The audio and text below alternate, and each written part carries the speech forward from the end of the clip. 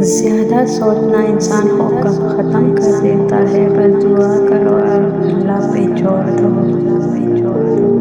اللہ تعالیٰ تمہارے جسموں، تمہاری صورتوں کو نہیں دیکھتا، وہ تمہارے دلوں کو دیکھتا ہے۔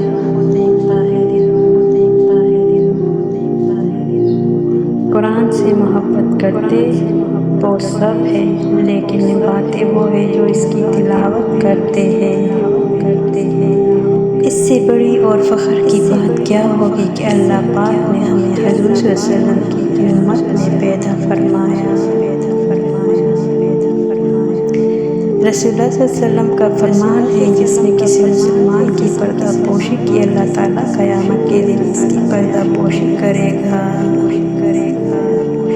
نصیب تو اس مٹی کے تھے جو ہر وقت محمد صلی اللہ علیہ وسلم کے قدم چومتی تھی۔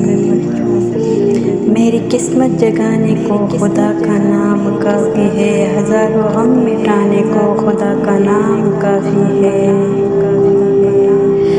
زمانہ اللہ سے محبت کرو، جب زمانہ مشکل میں ڈال دیتا ہے تو میرا رب ہزار راستے کھول دیتا ہے۔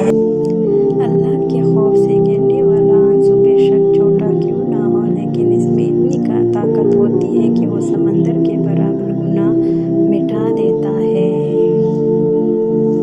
چھوٹی مگر گہری بات، جب ناخن بڑھ جاتے ہیں تو ناخن ہی کاٹے جاتے ہیں، انگلیاں نہیں۔ اسی طرح جب کسی رشتے میں غلط فہمیاں پیدا ہو جاتی ہیں تو غلط فہمیاں ختم کرنی چاہیے، رشتے نہیں۔